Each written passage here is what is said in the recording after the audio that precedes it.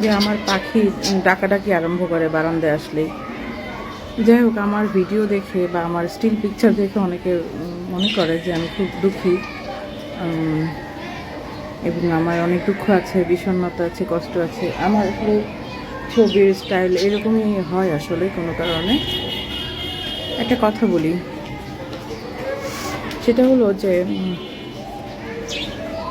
কোন মানুষের জীবনে দুঃখ নাই? আমরা সবাই দুঃখী, ঠিক আছে, কম বেশি। আমরা আচ্ছা, উল্টা করলো, এটা তো শেপ মিলে গেছে, মানে তোমার পাজলটা তো মিলে গেছে, কোনো গ্যাপ নাই। তো আমরা তো সবাই দুঃখী।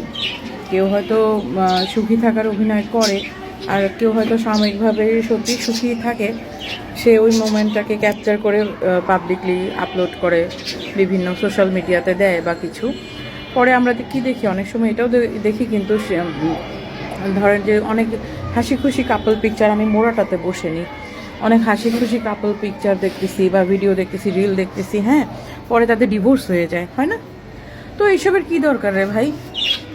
এই যে আমার পাখি দুইটা আমাকে বারান্দায় দেখলেই ডাকাডাকি। ওদের ইয়েতে ট্রেতে খাবার আছে, কোনো সমস্যা নাই, ওদের ট্রেতে আমি খাবার দিয়ে গেছি, তবে ওদের খাবার কিনতে হবে।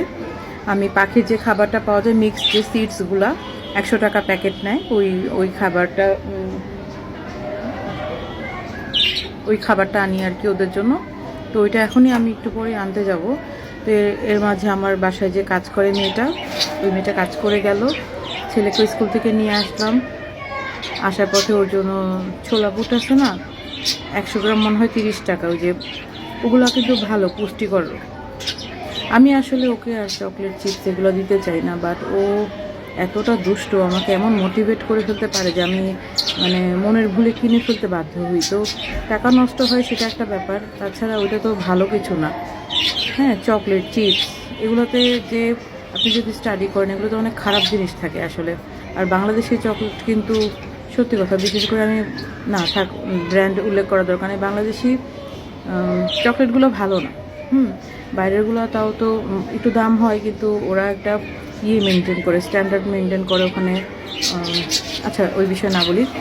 তো দুঃখ কার নাই বলেন? দুঃখ সবার আছে। আর আমি কখনো সুখে থাকার অভিনয় করতে পারি না, আর আমি অভিনয় করিও না। আমি এখন যদি সুখী একটু হই, সেটা আমার ছেলের কারণে, কারণ আমার ছেলে একটা বাচ্চা মানুষ করে অনেক আনন্দের। একজন বাচ্চাকে ছোট থেকে বড় করে তোলা অনেকটা আনন্দের, তার বড় হতে দেখাটা অনেক আনন্দের। এই সুখটা সব মেয়ে কিন্তু পায় না। এই সুখের মধ্য দিয়ে সব মেয়ে যেতে পারে না, যে সে নিজের সন্তানকে সে বড় করতেছে। একটা কথা বলি যে বিয়ে করে কয়জনে খুব বেশি সুখী হয়ে গেছে?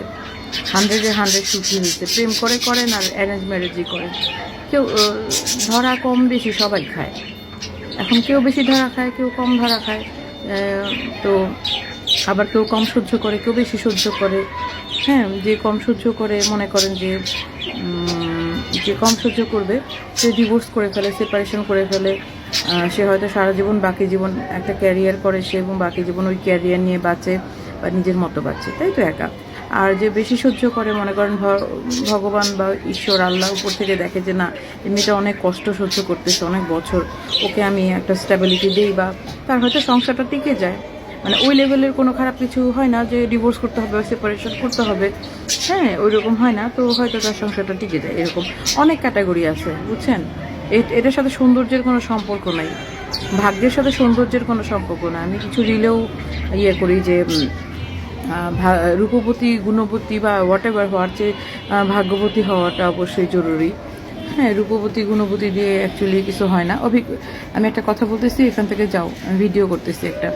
তো রূপবতী গুণবতী হচ্ছে, ঠিক আছে, গুণবতী হলে লাভ আছে, কারণ আপনার গুণটা কাজে লাগায় আপনি করতে পারবেন, এটা দিয়ে আপনি অনেক কিছু লাইফে পাবেন।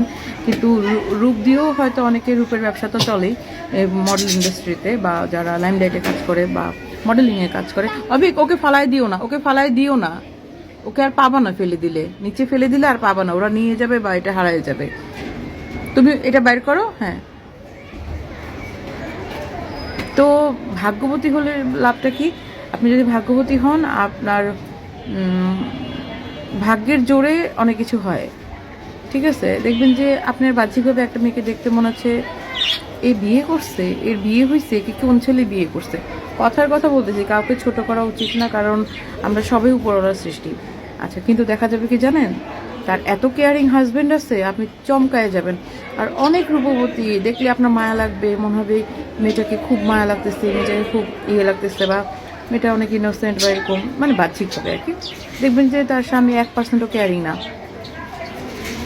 বা তার ওয়াইফ কি পছন্দ করে, সে চোখে কাজল দেয় কিনা, বা সে মানে কিছু কেয়ার করে না বা তাকায় দেখে না, সে টেকেন ফর গ্র্যান্টেড হইতে পারে না। তো ওইগুলো যদি কিছু যায় আসে না, বুঝছেন। কারণ আপনি যদি আপনাকে নিজেকে ভালোবাসেন, আপনি যদি নিজেকে আপ রাখতে পারেন, উপরে রাখতে পারেন, আপনি নিজের কাছে নিজের চোখে নিজে উপরে থাকতে পারেন, আপনার স্ট্যান্ডার্ডটা যদি আপনি নিজে হাই করেন, আপনাকে ছোট করার, আপনাকে অসম্মান করার, আপনাকে ইয়ে করার কোনো সাহস, শক্তি, ক্ষমতা কারো এই দুনিয়াতে হবে না, বুঝছেন। আপনি নিজেও যদি নিজেকে ভালো না বাসতে পারেন, যেটা আমার একটু প্রবলেম ছিল, আমার অনেক বড় প্রবলেম ছিল এটা, যে কারো কাছ থেকে আমরা যখন জাস্টিফিকেশন না পাই বা ভ্যালিডেশন না পাই, যে কী রে ও আমার সাথে এরকম করে, আমি কি এটার যোগ্য, তাহলে আমি এটার যোগ্য। নো, আমরা যখন কারো কাছ থেকে ভ্যালিডেশন না পাই, আমরা মনে করি যে ওইটাই আমি যোগ্য, ঠিক আছে, আমি এটার যোগ্য। No, no, never. আমরা দুনিয়াতে হচ্ছে আশরাফুল মাখলুকাত, আশরাফুল, ওই যে এরা খুব ঝগড়া করে। আমি চিন্তা করতেছি এদেরকে মানে দোকানে দিয়ে আসবো, কারণ পালতেছি ঠিক আছে, বাট এরা দুজনই ঝগড়াটে। যে পলি লিলি নাম, দুজনই, এদের ভরপেট খাওয়া আছে বা পানি আছে ইয়েতে, এদেরকে খেলার জন্য একটা জিনিসও বেঁধে দিছি ইয়েতে, কিন্তু দেখা যাচ্ছে যে ওদের দুজনের মধ্যেই বেজে যায়, যে দুইজন পাখি।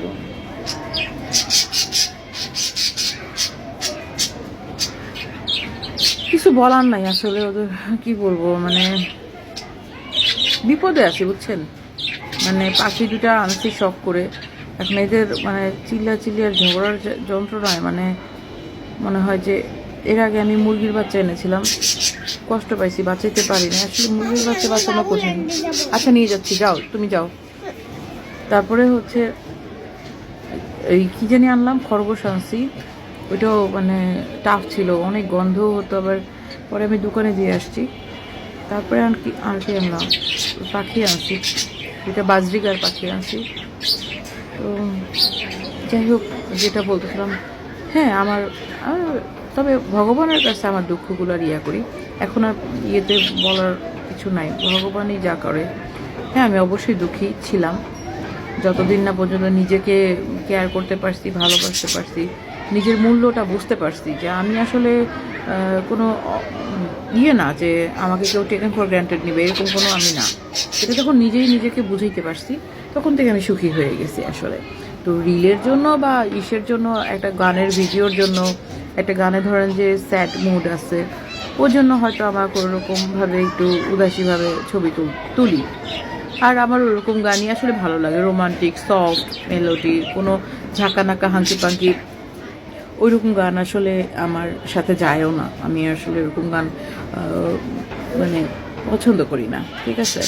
তো যাক, কেউ কাউকে সুখী করতে পারে না। যে ক্যাটরিনার একটা ইন্টারভিউ দেখলাম, যে ভিকি কৌশল, যে নাকি ওর হাজব্যান্ড, ও বুঝে না যে ক্যাট কীভাবে, মানে একটা মানে কী বলবো, একজন বড় মাপের নায়িকা, যাকে মানুষ ইয়ে দিয়ে দিছে, ভ্যালিডেশন পেয়ে গেছে যে সে অনেক গ্ল্যামারাস, অনেক সুন্দরী, অনেক ভালো নায়িকা, অনেক ভালো অভিনেত্রী বা হোয়াট এভার, সে বলতেছে যে না, নিজেকে নিজেই হ্যাপি রাখতে হয়, হাজব্যান্ডরা কখনো ওগুলো বুঝে না, এটা সেটা। আপনি দেখেন এরকম ভিডিও অনেক আছে। একটা কথা বলি, রানী মুখার্জি আছে, ও যে হাসিটা দেয়, ও যখন হাসিটা দেয়, ওর যে মুখটা ঝরে, হ্যাঁ, মানে হাসির সাথে ওর যে দাঁতের সেটিং, তারপরে ওর যে চেহারা, ওর যে মায়া, চেহারাতে একটা যে চোখ হাসে, ওর রানী মুখার্জির চোখ হাসে, কিন্তু দেখবেন সবার কিন্তু চোখ হাসে না।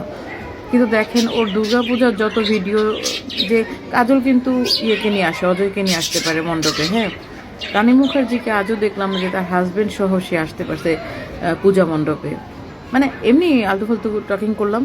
সবাই ভালো থাকবেন, আর দুঃখ সবারই আছে, এর মাঝে সুখ খুঁজে নিতে হয়।